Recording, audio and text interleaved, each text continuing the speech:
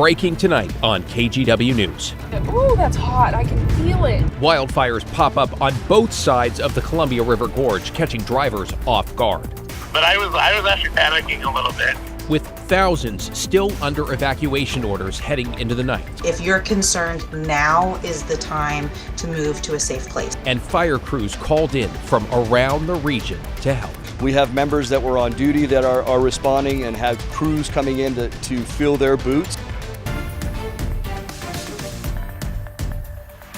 Good evening, everyone. We begin tonight with a view that shows just how quickly that wildfire near the Dalles sprung up this afternoon. In this time lapse, you can see smoke start to fill the screen as the first report of fire came in just before 2. The flames spreading within minutes, leading to the complete shutdown of I-84 and the first evacuation notices. Then, as the sun started to set, there was no letting up, and now tonight we have learned at least 20 homes have burned in what's been dubbed the Rowena fire. The latest photos from Wasco County showing the flames cutting a path across the hillside.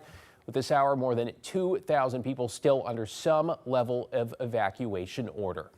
Thanks for joining us. I'm David Molko. That was just one of 3 fires that broke out in the Gorge. Here's the big picture. The Rowena fire on the right side here, burning west of the Dalles.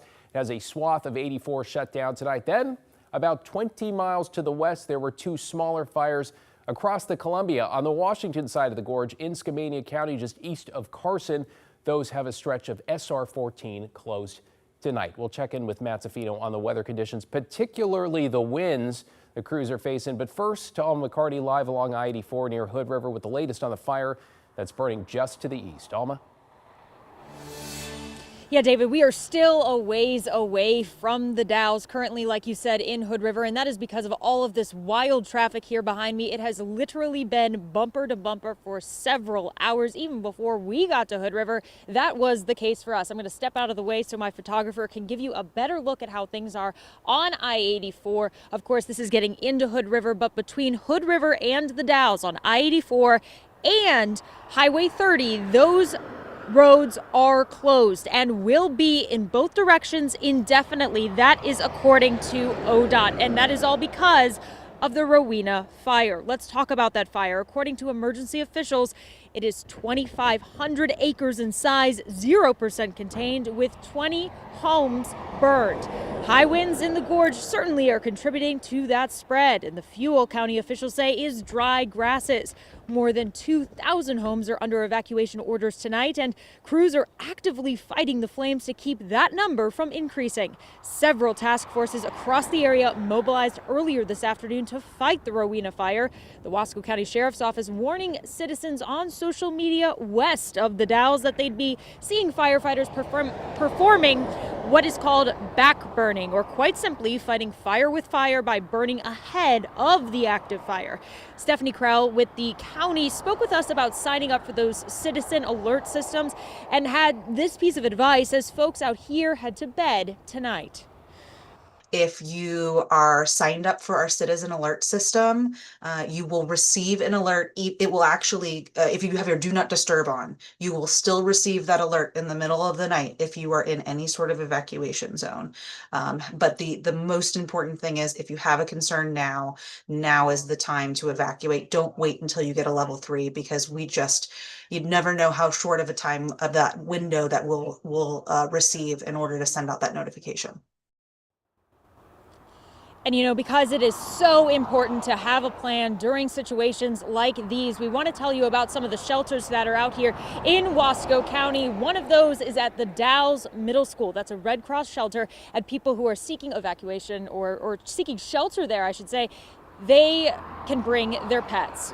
Whereas people who have livestock, horses, or trailers, they should head to the Wasco County Fairgrounds in Tye Valley. Of course, anyone who needs shelter can head to these places, but for now, I'm going to send it back to you, David. Yeah, have a plan and be ready to go. Alma McCarty in Hood River. Appreciate it, Alma. Okay, let's give you a closer look at these evacuation zones now just west of the Dalles. We're talking in the Rowena area. So level 3, go now. That is, you need to be out of your homes. You can see where the fire, we think, began near the river. There's homes along Highway 30 there and also along the river itself. This stretches south into the Chenoweth area. That's sort of a built-up sort of town area on the outskirts of the Dalles. Level 2, that's wrapping around. That's be set. That's have your things packed and be ready to go at 5 minutes notice, right? You just heard there. You don't know how long how long they'll give you.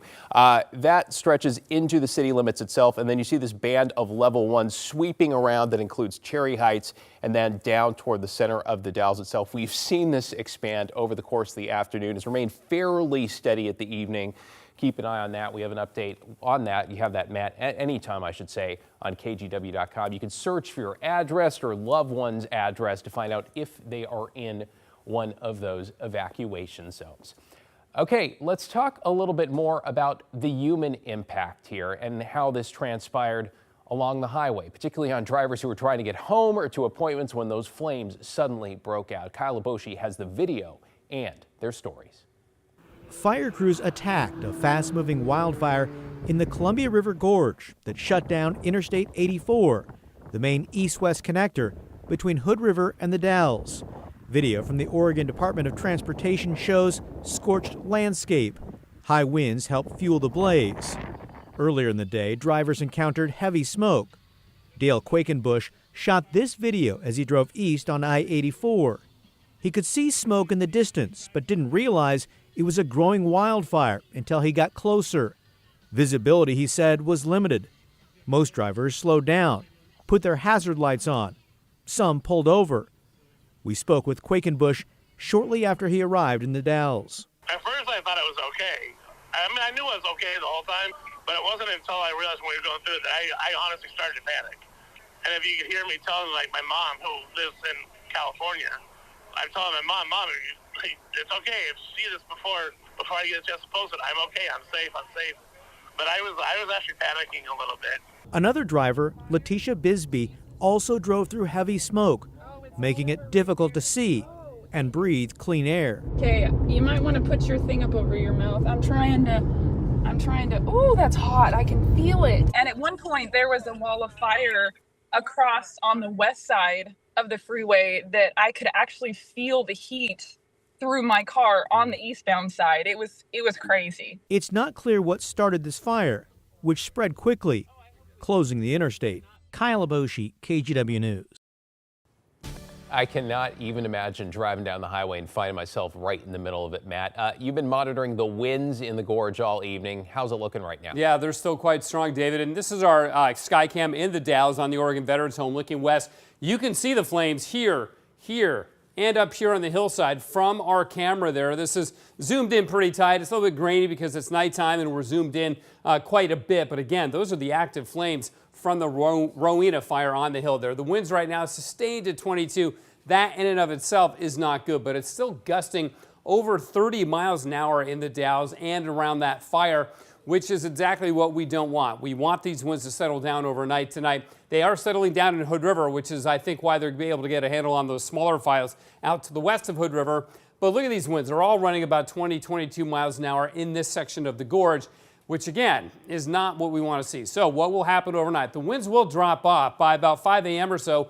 They should be down around 20 miles an hour. These are the gusts, mind you. Sustained winds will be lighter. But notice how they ramp back up by 11 o'clock. We're again gusting over 30 miles an hour. And if we run this out into the afternoon tomorrow, they stay over 30 miles an hour, peaking around 35 miles an hour, about 4 or 5 o'clock tomorrow afternoon. So it is going to be another very windy day tonight. The best chance for the firefighters to do some work without these strong winds will be in the early morning hours. Here's another way of looking at this, and you can see these are just the sustained winds dropping to 17 miles an hour in the Dalles, but still quite strong elsewhere in the region there. So it is going to be a trying night, to say the least. So winds diminishing after midnight tonight, but tomorrow they ramp right back up to about 35 miles an hour, and it stays windy well into Friday. David? Yeah, touch and go. Let's hope they can make some substantial progress tonight. Thanks, Matt. And as we continue here with the breaking news, the governor and state fire marshal have deployed additional crews to help, including from Portland Fire and Rescue. Rick Graves says they're sending 3 units. They'll be working to do whatever they can to save as many structures as possible. Here's part of what he told me earlier this evening. We have 9 members that are going to be deployed to this particular Rowena fire. And as I said, we don't know how long they're going to be gone, but right now we're at 500 to 1,000 acres with a little bit of wind pushing it. So hopefully they're able to contain it quickly and they're back in a couple days. Portland firefighters will be joined by crews from Gresham and Corbett to help in the fight against those flames. Okay, let's head to the Washington side of the Gorge where there is some good news. We needed it on two fires burning east of the town of Carson. We just got off the phone with Skamania County firefighters who say the Grant Lake fire, that's the one closer to Dog Mountain, is now contained, and they are making good progress on the Sand Hill fire that's just outside Carson. SR 14 has just reopened to cars. It's still closed for semi-trucks, though. Officials say both fires started east of Carson near the railroad tracks along the river. BNSF, that's Burlington Northern Santa Fe Railway, confirms multiple fires were reported in the area. They have a team at the scene with local firefighters working to get the flames contained. Investigators are not saying yet whether it was a train that sparked the fire or fires. Right now, a level 2 evacuation notice is still in effect for people living near the highway to the east of Carson. Stay with KGW as we continue to cover these wildfires and others ahead this season. You can find the latest anytime on KGW.com or on the KGW mobile app. You can also stream our newscast and live special coverage anytime. That's on our free TV app, KGW+. Well, to new developments tonight when it comes to people pushing back against President Trump's immigration policies. Tonight, we are learning Texas Governor Greg Abbott is deploying the National Guard there as hundreds gather tonight for a peaceful rally in San Antonio. This comes after a relatively peaceful 24 hours, so to speak, in Southern California following a curfew that went into place for some of downtown LA, one that is in effect again tonight. Altogether, some 200 people have been arrested in LA, officials say, as they differentiate between peaceful protests and criminal behavior. Here's LA Mayor Karen Bass earlier. This was provoked by the White House. The reason why, we don't know. I posit that maybe we are part of a national experiment to determine how far the federal government can go. Well, coming up on Thursday, a federal court hearing on California's emergency motion asking a judge to step in and stop the Trump administration from using the National Guard and Marines to support immigration raids. Meanwhile, Portland police say they have extra resources on hand tonight in South Portland around that ICE facility that has seen ongoing protests. Tonight, PBB saying it witnessed federal law enforcement deploy munitions, that's the word it's choosing, as vehicles exited the facility. This comes less than 24 hours after agents of some sort pushed protesters back. John Adams has that story. On late Tuesday night, video obtained by KGW shows agents firing what appears to be pepper balls at a crowd outside of an ICE facility in southwest Portland. Where's the professionalism? Where's the human decency? The protesters have been here for the last few days, voicing their opposition to recent federal immigration raids and deportations. But the situation escalated during the evening hours on Tuesday, leading to the confrontation.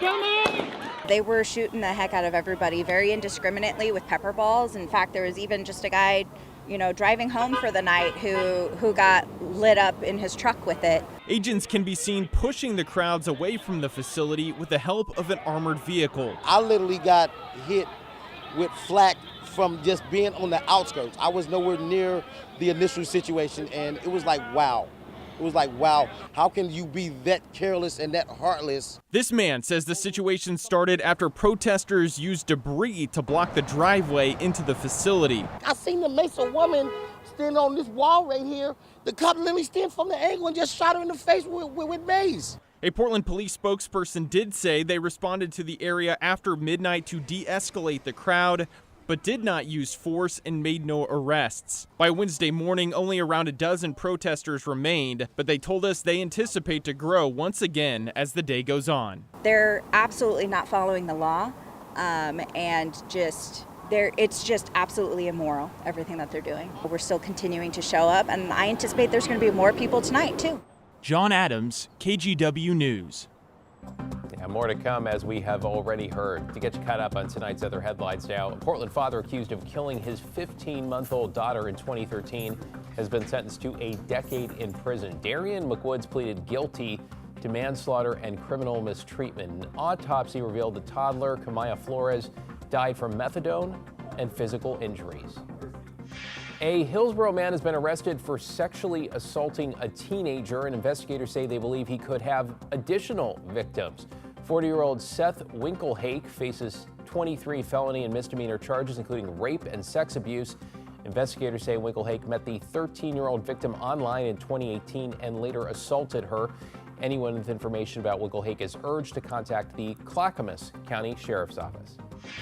And the Oregon Senate has unanimously passed a bill that would create legal repercussions for sending unwanted lewd images. According to the Senate Majority Office, the 2022 survey found almost half of women surveyed had received an unsolicited lewd image, and 1/3 said they'd gotten one in the last month. The new bill creates a framework that would allow people who receive unwanted images, which lawmakers also call cyber flashing, to sue for up to $10,000 in damages. That bill now heads to the governor's desk.